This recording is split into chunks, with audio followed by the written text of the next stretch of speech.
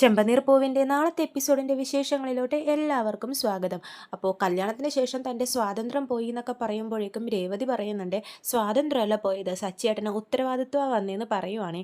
അപ്പോൾ സച്ചി പറയുന്നുണ്ട്, ഓ ശരിയാണല്ലോ, അപ്പോൾ ഇനി ആരെങ്കിലും ചോദിച്ചു കഴിഞ്ഞാൽ എൻ്റെ സ്വാതന്ത്ര്യമൊന്നും പോയിട്ടില്ല, ഞാനൊരു ഉത്തരവാദിത്വമുള്ളവനായിട്ട് മാറി, അങ്ങനെ പറയാം അല്ലേ രേവതി എന്ന് പറയുമ്പോഴേക്കും രേവതി പറയുന്നുണ്ട്, അതേ സച്ചിയേട്ടാ എന്ന് പറയുവാണേ. എന്നിട്ട് രേവതി ചോദിക്കും, സച്ചിയേട്ടാ അപ്പോൾ ഈ കാശിനി എന്ത് ചെയ്യണമെന്ന് പറയുമ്പോൾ സച്ചി പറയും, അത് നമുക്ക് ഹുണ്ടിയിലിടാം, എന്താ ഇത്ര ചോദിക്കാൻ എന്നൊക്കെ പറഞ്ഞിട്ട് അവർ സന്തോഷത്തോടെ കൊണ്ടേ അതിലിടുവാണേ.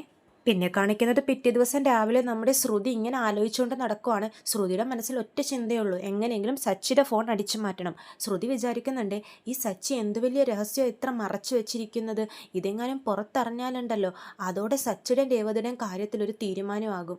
പിന്നെ അവർ ആദ്യം ദത്തെടുക്കുന്ന വിഷയം പോലും വീട്ടിൽ അവതരിപ്പിക്കില്ല, ആരും സമ്മതിക്കത്തുമില്ല, ഇവിടെ മൊത്തം പ്രശ്നങ്ങളായിരിക്കും. അതുമാത്രമല്ല നവീൻ്റെ കാര്യത്തിലും ഒരു തീരുമാനം ആൻ്റണി ഉണ്ടാക്കും.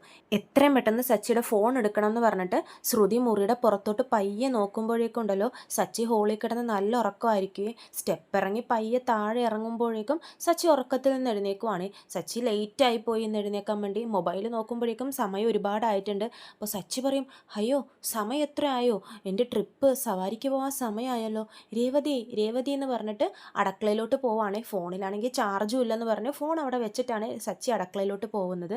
അപ്പോൾ ഈ സമയത്തിന് നമ്മുടെ ശ്രുതി ഇറങ്ങി വന്നിട്ട് എളുപ്പം ആ ഫോണിൻ്റെ സൈഡിൽ കിടന്ന് പരുങ്ങുവാണ്. സച്ചിയുടെ ഫോൺ എങ്ങനെയെങ്കിലും എടുക്കണമെന്നുള്ള ഒരൊറ്റ വിചാരം മാത്രമേ ഉള്ളൂ.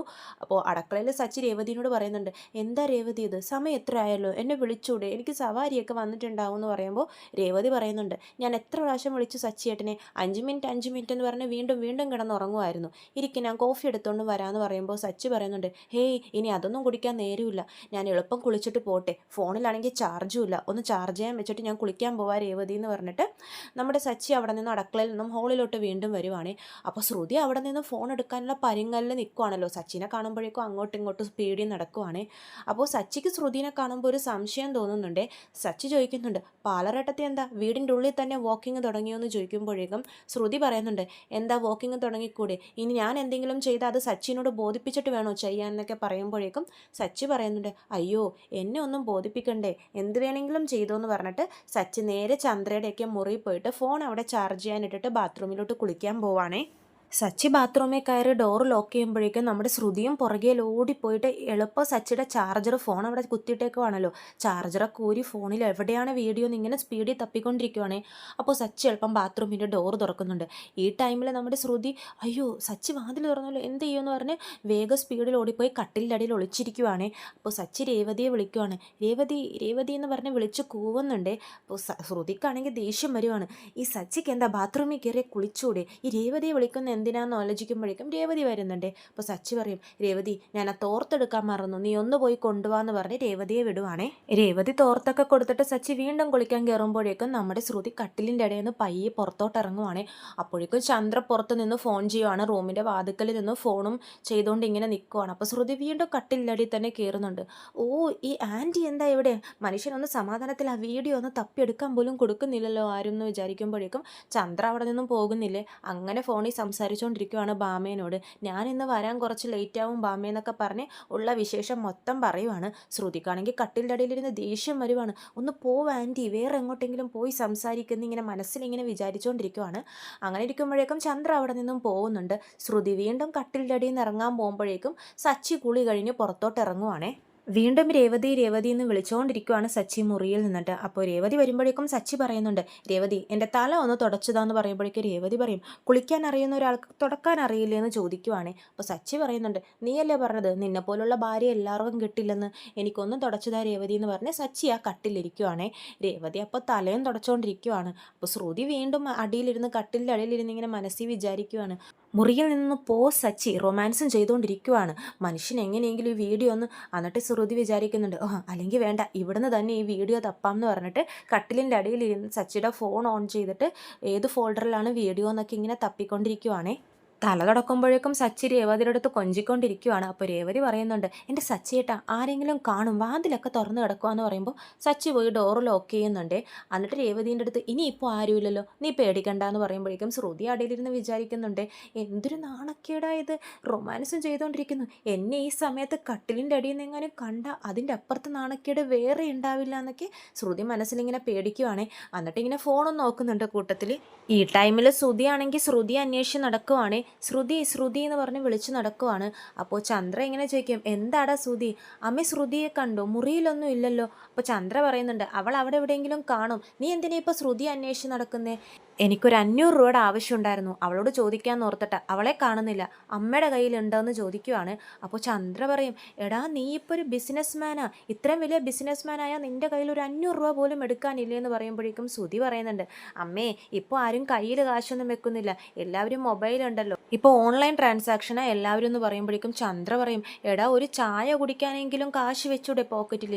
ശ്രുതി പറയും, കടകളിലും ഇപ്പോൾ ഓൺലൈൻ പേയ്മെൻ്റ് ഒക്കെ ചെയ്യാമേ എന്നൊക്കെ പറയുവാണേ. അപ്പോൾ ചന്ദ്ര പറയും, ആഹാ എല്ലായിടത്തും ഓൺലൈൻ പേയ്മെൻറ്റ് ചെയ്യാമെന്നുണ്ടെങ്കിൽ ഈ നെറ്റ് ഒരു ദിവസം ഇല്ലാണ്ടാവണം, അപ്പം നിങ്ങളുടെ ഓൺലൈനൊക്കെ നിർത്തിയിട്ട് എല്ലാവരും ATMൻ്റെ മുമ്പിൽ ക്യൂ ആയിരിക്കും, അല്ല നിനക്ക് എന്തിനാ ഇപ്പം 500 രൂപ എന്ന് ചോദിക്കുമ്പോഴേക്കും ശ്രുതി പറയുന്നുണ്ട്, അമ്മേ എൻ്റെ കാർ ഒന്ന് സർവീസിന് കൊടുത്തിട്ട് ക്യാബിൽ വരാൻ വേണ്ടിയിട്ടാന്ന് പറയുമ്പോഴേക്കും ചന്ദ്ര പറയുന്നുണ്ട്, ആഹാ ക്യാബിൽ വരുമ്പോഴേക്കും നിനക്കതും ഓൺലൈൻ ട്രാൻസാക്ഷൻ ചെയ്തൂടെ? അപ്പോൾ ശ്രുതി പറയുന്നുണ്ട്, അല്ല നെറ്റ് എങ്ങാനും കിട്ടിയില്ലെങ്കിലോ എന്ന് ഓർത്തിട്ടാ, അതുകൊണ്ടാ അമ്മേ ഒരു 500 രൂപ താ പ്ലീസ് എന്ന് പറയുവാണ്. അപ്പോൾ ചന്ദ്ര പറയുന്നുണ്ട്, എൻ്റെ കയ്യിൽ എവിടെയാടാ 500 രൂപ, എൻ്റെ കയ്യിൽ കാശ് തന്നെയില്ല, ഇപ്പം അച്ഛൻ വരും, നീ അച്ഛനോട് പോയി ചോദിക്കുകയെന്ന് പറഞ്ഞ് ചന്ദ്ര പറയുവാണേ. ശ്രുതി പറയുന്നുണ്ട്, ഞാൻ ചോദിച്ച അച്ഛൻ തരില്ല അമ്മ, അമ്മ തന്നെ മേടിച്ചതാന്ന് പറഞ്ഞ് ചന്ദ്രയെ നിർബന്ധിക്കുവാണേ. ചന്ദ്രക്കാണെങ്കിൽ ദേഷ്യം വരുക, എല്ലാം ഞാൻ തന്നെ ചെയ്യണോടാന്നൊക്കെ പറഞ്ഞ് ചീത്തയും പറയുന്നുണ്ട്. ഈ ടൈമിലാണെങ്കിൽ ശ്രുതി കട്ടിലടിയിലിരുന്ന് ഫോണിൽ നല്ല സെർച്ചിങ് ആണ്, വീഡിയോ ഏത് ഫോൾഡറിലാണ് ഉള്ളതെന്ന് അറിയാൻ. ലാസ്റ്റ് ആ വീഡിയോ കാണുവാണ്. ശ്രുതി അത് ഓപ്പൺ ചെയ്ത് നോക്കിയിട്ട് ഞെട്ടിപ്പോവാണ്, കാരണം ആൻ്റണി പറഞ്ഞ കാര്യങ്ങളൊക്കെ സത്യമാണെന്ന് ശ്രുതിക്ക് ബോധ്യപ്പെടുവാണ്. ശരത്ത് ചന്ദ്രയുടെ പേഴ്സ് മോഷ്ടിക്കുന്നതും ഹെൽമെറ്റ് ഊരുന്നതും ശരത്തിൻ്റെ മുഖം ക്ലിയർ ആയിട്ടും കാണിക്കുന്നുണ്ടല്ലോ വീഡിയോയിൽ. ശ്രുതിക്ക് സന്തോഷമാവാണ്. ശ്രുതി പറയുന്നുണ്ട്, എത്രയും പെട്ടെന്ന് ഇത് ആൻ്റണിക്ക് കൊടുക്കണം, ആദ്യം തന്നെ ഈ വീഡിയോ എൻ്റെ ഫോണിലോട്ട് അയക്കാം എന്ന് പറഞ്ഞിട്ട് സച്ചിയുടെ ഫോണിൽ നിന്ന് ശ്രുതിയുടെ നമ്പർ എടുത്ത് സെൻഡ് ആക്കാൻ പോകുമ്പോഴേക്കും ഉണ്ടല്ലോ സച്ചിയുടെ ഫോണിലെ ചാർജ് ഇറങ്ങുവാണേ. ശ്രുതിക്ക് അങ്ങോട്ട് ഭ്രാന്ത് പിടിക്കുവാണ്, ഓ ചാർജ് തീരാൻ കണ്ട നേരം എന്ന് പറഞ്ഞിട്ട് ശ്രുതി വീണ്ടും കട്ടിലിൻ്റെ ഉള്ളിൽ തന്നെ ഒളിച്ചിരിക്കുവാണേ. സച്ചിയുടെ ഫോണിൽ വീഡിയോ ഉണ്ട്, പക്ഷെ തനിക്കത് തൻ്റെ കയ്യിലോട്ട് തൻ്റെ ഫോണിലോട്ട് അത് സെൻഡാക്കാൻ പറ്റില്ലല്ലോ എന്ന് ഓർത്ത് ശ്രുതിക്ക് സങ്കടമാവുകയാണ്. ഈ ടൈമിൽ നമ്മുടെ ശ്രുതി രവീന്ദ്രൻ വരുമ്പോഴേക്കും പൈസ ചോദിക്കുവാണ്. അച്ഛാ ഒരു 500 രൂപ ഉണ്ടെങ്കിൽ തരുമോ? ശ്രുതി ഇവിടെ നോക്കിയിട്ടൊന്നും കാണുന്നില്ല, അവളുടെ കയ്യിൽ നിന്ന് മേടിക്കാൻ വേണ്ടി നോക്കിയതാ, അവളെ കാണുന്നില്ല, അച്ഛാ ഒരു 500 രൂപ താന്ന് പറയുമ്പോഴേക്കും രവീന്ദ്രൻ പറയുന്നുണ്ട്, എൻ്റെ ആകെ 300 രൂപയേ ഉള്ളൂ എന്ന് പറയുമ്പോൾ ശ്രുതി പറയുന്നുണ്ട്, 300 മതി, ഞാൻ അഡ്ജസ്റ്റ് ചെയ്തോളാം എന്ന് പറയുമ്പോഴേക്കും രവീന്ദ്രൻ പറയും, ആദ്യം നീ 500 താ എന്നിട്ട് 300 തരാമെന്ന് പറയുവാണേ. അപ്പോഴേക്കും ശ്രുതിക്ക് കാര്യം മനസ്സിലാവുന്നുണ്ട്. ശ്രുതി പറയും, അച്ഛാ എൻ്റെ കയ്യിൽ 500 ഇല്ലാത്തതുകൊണ്ടല്ലേ ഞാൻ 300 ചോദിക്കുന്നത്. അപ്പോൾ രവീന്ദ്രൻ പറയും, എൻ്റെ കയ്യിൽ അന്ന് 300 ഇല്ല എന്ന് പറയുമ്പോൾ ശ്രുതി പറയുന്നുണ്ട്, അച്ഛൻ എനിക്ക് കാശ് തരാൻ ഇഷ്ടമില്ല, അതല്ലേ എനിക്ക് മനസ്സിലായി, ആ സച്ചി വന്ന് ചോദിക്കുവാണെങ്കിൽ അച്ഛൻ എളുപ്പം കൊടുത്താനായിരുന്നു, അച്ഛൻ അവനല്ലേ എപ്പോഴും സ്പെഷ്യൽ എന്നൊക്കെ പറയുമ്പോഴേക്കും രവീന്ദ്രൻ പറയും, എടാ എനിക്ക് അങ്ങനെയൊന്നുമില്ല, വേർതിരിവ് വെച്ച് കാണിച്ച് മക്കളെ സ്നേഹിക്കുന്നത് നിൻ്റെ അമ്മയാ, എനിക്കെല്ലാ മക്കളും ഒരുപോലെയാണ്, ഫസ്റ്റ് തന്നെ സച്ചി എന്നോട് ഇന്നേ വരെ പൈസ ഇങ്ങോട്ട് ചോദിച്ച് വന്നിട്ടില്ല, ഞാൻ അങ്ങോട്ട് കൊടുത്തിട്ടേ ഉള്ളൂ. അപ്പോൾ ശ്രുതി പറയുന്നുണ്ട്, എനിക്ക് അച്ഛൻ്റെ പൈസ വേണ്ട, അച്ഛൻ എനിക്ക് തരാൻ ഇഷ്ടമില്ല, എനിക്ക് മനസ്സിലായി എന്നൊക്കെ പറയുമ്പോഴേക്ക് രവീന്ദ്രൻ പറയും, എടാ എന്തെങ്കിലും പറയുമ്പോൾ തന്നെ ദേഷ്യം വരുവാണോ? ഈ ദേഷ്യം ആദ്യം എനിക്ക് തരാനുള്ള പൈസ മുഴുവൻ തന്നു തീർത്തിട്ട് നീ കാണിക്ക്, അപ്പോൾ ഞാൻ വിശ്വസിക്കാം, ഇത് കാണുമ്പോൾ എനിക്കൊരു അഭിനയമായിട്ടാണ് തോന്നുന്നതെന്ന് പറയുമ്പോൾ ശ്രുതിക്ക് ഒന്നുകൂടെ ദേഷ്യം വരുവാണ്. ഞാനൊന്നും അച്ഛനോട് ചോദിച്ചില്ല, ഞാൻ ശ്രുതിനോട് തന്നെ 500 രൂപ മേടിച്ചോളാം, അച്ഛൻ പൊയ്ക്കോ എന്ന് പറഞ്ഞിട്ട് വീണ്ടും ശ്രുതി എന്ന് പറഞ്ഞ് വിളിച്ച് നടക്കുവാണേ അവിടെ. എന്നിട്ട് സച്ചി ചന്ദ്രയുടെ മുറിയിൽ പോയി തുറന്ന് നോക്കുന്നുണ്ട് ശ്രുതി അവിടെ ഉണ്ടോ എന്ന് അറിയാൻ. അപ്പോൾ സച്ചി അവിടെ ഡ്രസ്സ് ചേഞ്ച് ചെയ്യണമായിരിക്കും. അപ്പോൾ സച്ചി ചോദിക്കും, എന്താ കാര്യം? അല്ല ശ്രുതി ഇവിടെ ഉണ്ടോ എന്നറിയാൻ വേണ്ടിയിട്ട്. ശ്രുതിയാണെങ്കിൽ കട്ടിലിൻ്റെ അടിയിൽ ഇങ്ങനെ പേടിച്ചിരിക്കുവാണേ. ആരെങ്കിലും കണ്ടാൽ നാണക്കേടാണല്ലോ. സച്ചി പറയും, ഞാൻ ഈ മുറിയിലുള്ളപ്പോൾ പാലറേട്ടത്ത് ഇവിടെ വരുമെന്ന് തോന്നുന്നുണ്ടോ, പോടാ അവിടെ നിന്ന് പറഞ്ഞിട്ട് ശ്രുതിയെ ഓടിക്കുവാണേ. അപ്പോൾ ശ്രുതി പറയുന്നുണ്ട്, അതും ശരിയാ, ഞാൻ വേറെ എവിടെയെങ്കിലും നോക്കട്ടെ എന്ന് പറഞ്ഞിട്ട് വീണ്ടും ശ്രുതി എന്ന് വിളിച്ച് പോവാണേ. അപ്പോൾ രേവതി സച്ചിക്ക് കഴിക്കാൻ ഭക്ഷണമായിട്ട് മുറിയിലോട്ടാണ് വരുന്നത്.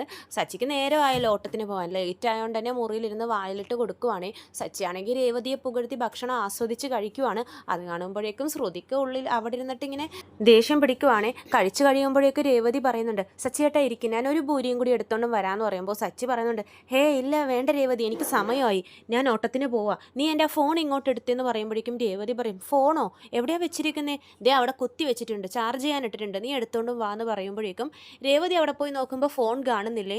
സച്ചിയേട്ടാ ഇവിടെ ഫോൺ ഇല്ലല്ലോ എന്ന് പറയുമ്പോഴേക്കും സച്ചി പറയും, ഫോൺ ഇല്ലേ, ഞാൻ അവിടെയാണല്ലോ ചാർജ് ചെയ്യാൻ ഇട്ടിരുന്നതെന്ന് പറഞ്ഞിട്ട് സച്ചി അവിടെ പോയിട്ട് ആലോചിക്കുവാണ്, ഞാൻ ഇവിടെ തന്നെയാണല്ലോ ഫോൺ വെച്ചത്, ഫോൺ എവിടെ പോയി എന്നിങ്ങനെ ആലോചിക്കുവാണ്. ശ്രുതിക്ക് കട്ടിലിൻ്റെ അടിയിൽ ഇന്നിങ്ങനെ പേടിയാവുകയാണ്. തന്നെ ആരെങ്കിലും കാണുമോയെന്നോർത്ത് താൻ പിടിക്കപ്പെടുമോയെന്നോർത്തിട്ട് അങ്ങനെ ഒളിച്ചിരിക്കുവാണ് ശ്രുതി. അപ്പോഴും രേവതി പറയുന്നുണ്ട്, സച്ചേട്ടാ ഇവിടെ ആയിരിക്കില്ല, പുറത്ത് എവിടെയെങ്കിലുമൊക്കെ ആയിരിക്കും സച്ചേട്ടൻ വെച്ചതെന്ന് പറയുമ്പോൾ സച്ചി പറയും, ഇല്ല രേവതി, ഞാൻ ഇവിടെ ചാർജ് ചെയ്യാൻ ഇട്ടിട്ടാ കുളിക്കാൻ പോയെന്ന് പറയുമ്പോൾ രേവതി പറയുന്നുണ്ട്, കള്ളു കുടിക്കുന്നവരൊക്കെ ഇങ്ങനെയാ, കുറേശ്ശെ എന്തെങ്കിലും മറവികൾ വന്നുകൊണ്ടേ ഇരിക്കും എന്ന് പറയുമ്പോൾ സച്ചിക്ക് ദേഷ്യം വരുവേ. ഉടനെ നീ അത് കള്ളുകുടിയിൽ കൊണ്ടുവന്ന് എത്തിച്ച് നിർത്തിക്കോ, ഞാൻ ഇവിടെ തന്നെയാണ് വെച്ചതെന്ന് പറഞ്ഞില്ലേ. അപ്പോൾ രേവതി പറയുന്നുണ്ട്, എന്നിട്ട് എവിടെ ഫോണ്? പുറത്ത് കാണും, ഞാൻ പോയി നോക്കിയിട്ട് പറ്റേ, ഹോളിൽ എവിടെയെങ്കിലും കാണുമെന്ന് പറഞ്ഞിട്ട് രേവതി ഹോളിൽ പോയി തപ്പിക്കൊണ്ടിരിക്കുവാണേ. രേവതി അവിടെ മൊബൈൽ ഉണ്ടോ എന്ന് ചോദിച്ചിട്ട് സച്ചി ഹോളിലോട്ട് പോകുന്നുണ്ട്. അപ്പോൾ രേവതി പറയുന്നുണ്ട്, ഇല്ല സച്ചേട്ടാ, ഞാൻ എല്ലായിടത്തും തപ്പി എന്ന് പറയുമ്പോൾ രവീന്ദ്രൻ പറയും, എന്താ നിങ്ങളീ തപ്പുന്നേ? അച്ഛൻ എൻ്റെ ഫോൺ കാണാനില്ല, ഞാൻ മുറിയിലാണ് കുത്തിവെച്ചത്, അവിടെ ഇല്ല, ഈ ഹോളിലൊക്കെ നോക്കി ഇവിടെയും കാണാനില്ല എന്ന് പറയുമ്പോൾ രവീന്ദ്രൻ പറയും, പിന്നെ നിൻ്റെ ഫോൺ ആര് കൊണ്ടുപോയി? വല്ല കള്ളന്മാരെടുത്തോണ്ടും പോയി കാണും. അപ്പോൾ സച്ചി പറയും, കള്ളന്മാരോ? അപ്പോഴേക്കും ശ്രുതിയാണെങ്കിൽ ശ്രുതി അന്വേഷിച്ചിങ്ങനെ നടക്കുവാണല്ലോ. ശ്രുതിയെ കാണുമ്പോൾ പറയുന്നുണ്ട്, കള്ളന്മാരൊന്നും ആയിരിക്കില്ല, ദേ ഇവനായിരിക്കും എടുത്തത്, കുറച്ചു നേരം മുമ്പ് മുറിയിലോട്ട് വന്നിട്ടുണ്ടായിരുന്നു, അപ്പോൾ എടുത്തോണ്ടും പോയിട്ടുണ്ടാവും എന്ന് പറയുമ്പോഴേക്കും ശ്രുതി പറയുന്നുണ്ട്, കൊള്ളാടാ കൊള്ളാം, ഇവിടെ എന്ത് പോയാലും ആകെ എൻ്റെ തലയിൽ കെട്ടിവെച്ചോ എന്നൊക്കെ പറഞ്ഞ് ശ്രുതി ചൂടാവുന്നുണ്ടേ.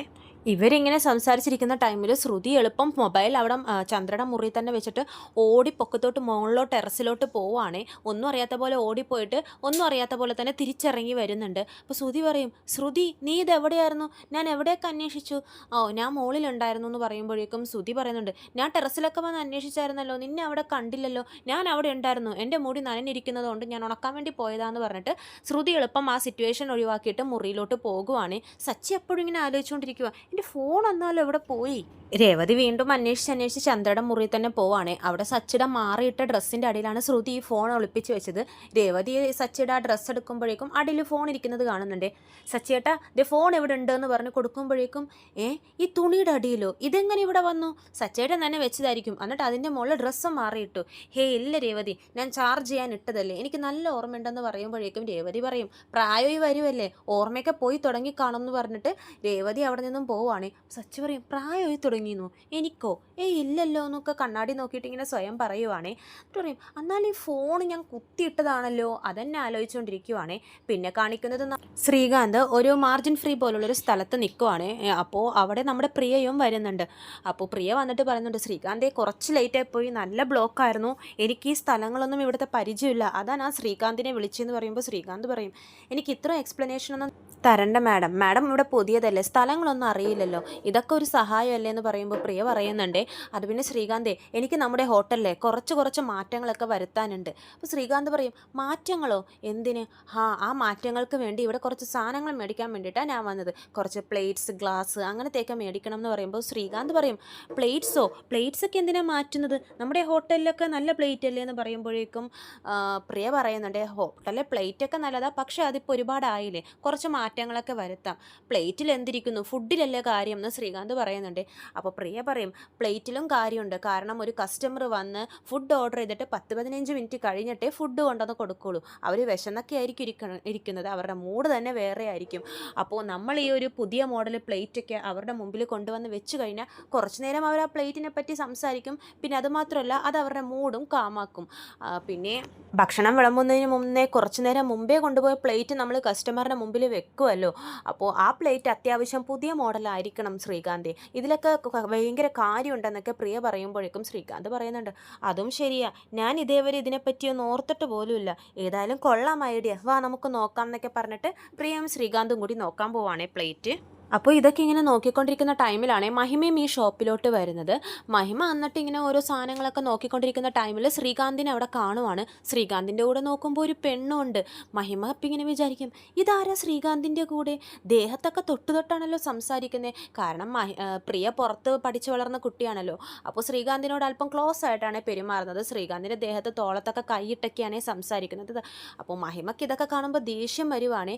അവർ പ്ലേറ്റൊക്കെ പുതിയ മോഡൽ അവിടെ സെർച്ച് ചെയ്തുകൊണ്ടിരിക്കുവാണ്. പറയുവാണ്. മഹിമക്കാണെങ്കിൽ ഇവിടെ നിന്നിട്ട് ഈ പെണ്ണിൻ്റെ പെരുമാറ്റം അത്ര ശരിയല്ല, ഇവളെന്തിനാ ശ്രീകാന്തിൻ്റെ ദേഹത്തൊക്കെ കൈവെക്കുന്നതെന്നൊക്കെ ഇങ്ങനെ വിചാരിച്ചുകൊണ്ടിരിക്കുവാണ്.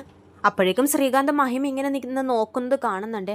ആ ആൻറ്റി ഇതെപ്പോൾ വന്നു എന്ന് ചോദിക്കുമ്പോൾ മഹിമ പറയുന്നുണ്ട്, ഞാൻ വരുമെന്നൊട്ടും പ്രതീക്ഷിച്ചില്ലല്ലേ. അപ്പോൾ ശ്രീകാന്ത് പറയും, ഞാൻ എങ്ങനെ പ്രതീക്ഷിക്കാനാ, ഞാൻ തന്നെ ഈ ഷോപ്പിൽ ആദ്യമായിട്ടാണ് വരുന്നതെന്ന് പറയുവാണ്. അപ്പോൾ മഹിമ പറയുന്നുണ്ട്, ഞാനൊരു കുക്കർ മേടിക്കാൻ വേണ്ടി വന്നതാ. ശ്രീകാന്ത് എന്താ ഇവിടെ? അത് പിന്നെ ഹോട്ടലിലോട്ട് കുറച്ച് പ്ലേറ്റ്സും ഗ്ലാസ്സൊക്കെ മേടിക്കാൻ വേണ്ടിയിട്ട് വന്നതാന്ന് പറയുമ്പോഴേക്കും മഹിമ പറയുന്നുണ്ട്, ശ്രീകാന്ത് അവിടുത്തെ ഷെഫല്ലേ, ഈ ജോലിയൊക്കെ ചെയ്യണമെന്ന് ചോദിക്കുമ്പോഴേക്കും ശ്രീകാന്ത് പറയും, ബോസ് പറയുന്ന എല്ലാ കാര്യങ്ങളും ചെയ്യണ്ടേ ആൻറ്റി എന്ന് പറയുവാണേ. അപ്പോഴേക്കും പ്രിയ ഏതോ പുതിയ മോഡൽ പ്ലേറ്റുമായിട്ട് ശ്രീകാന്ത് ദേ ഇത് നോക്കിക്കെന്ന് പറഞ്ഞ് ശ്രീകാന്തിൻ്റെ അടുത്തോട്ട് വരുവാണേ.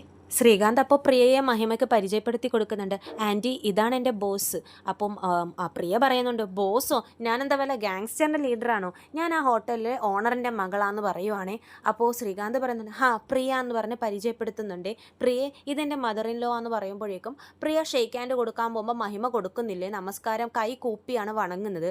അപ്പോൾ പ്രിയയുടെ മുഖം മാറുന്നുണ്ട്, എന്നാലും ഓ ശരി എന്നൊക്കെ പറയുവാണേ. എന്നിട്ട് പറയുന്നുണ്ട്, നിങ്ങളുടെ മകളെ വളരെ ഭാഗ്യം ചെയ്തതാണ് കേട്ടോ, ശ്രീകാന്തിനെ പോലെ ഇത്രയും ടാലൻ്റ് ഉള്ളൊരു ഭർത്താവിനെ കിട്ടിയില്ല എന്നൊക്കെ പറഞ്ഞിട്ട് ചിരിക്കുവാണേ. അപ്പോഴേക്കും ശ്രീകാന്ത് പറയും, ആൻറ്റി ഈ പ്രിയ എപ്പോഴും ഇങ്ങനെയാണ്, വെറുതെ ആവശ്യമില്ലാതെ ഇങ്ങനെ പൊക്കി പറഞ്ഞുകൊണ്ടേ ഇരിക്കും എന്ന് പറയുമ്പോഴേക്കും പ്രിയയ്ക്ക് എന്നെക്കാളും കൂടുതൽ ടാലൻറ്റ്, എന്തൊക്കെ ചെറിയ ചെറിയ കാര്യങ്ങളാണ് ശ്രദ്ധിക്കുന്നതെന്നറിയോ, ഉടനെ തന്നെ ഒരുപാട് ബ്രാഞ്ചസ് ഓപ്പൺ ചെയ്യും എന്നൊക്കെ പറയുന്നുണ്ട് ശ്രീകാന്ത്. പക്ഷേ എനിക്കൊരു സങ്കടമുണ്ട് ശ്രീകാന്തെ, എത്ര ബ്രാഞ്ചസ് ഓപ്പൺ ചെയ്താലും ശ്രീകാന്തിനെ പോലെ ടാലൻ്റ് ഉള്ള ഒരാളെ കിട്ടാൻ പണിയാ. വേണമെങ്കിൽ ശ്രീകാന്തിനെ ക്ലോണിങ് ചെയ്തിട്ട് വേറെ ശ്രീകാന്തിനെ പോലത്തെ ഉണ്ടാക്കിയാലോ, എനിക്കതിൽ നല്ല വിഷമമുണ്ട്. എനിക്ക് ശ്രീകാന്തിനെ പോലെ ഇത്രയും ടാലൻ്റ് ഉള്ള ഒരാളെ തന്നെ വേണം എന്നൊക്കെ പറയുവാണ്. ഇവരുടെ ഇടപെടൽ നമ്മുടെ മഹിമയ്ക്ക് അത്ര പിടിക്കുന്നില്ല. മഹിമയുടെ മുഖമൊക്കെ ഇങ്ങനെ ദേഷ്യം വന്ന് നിൽക്കുവാണ്.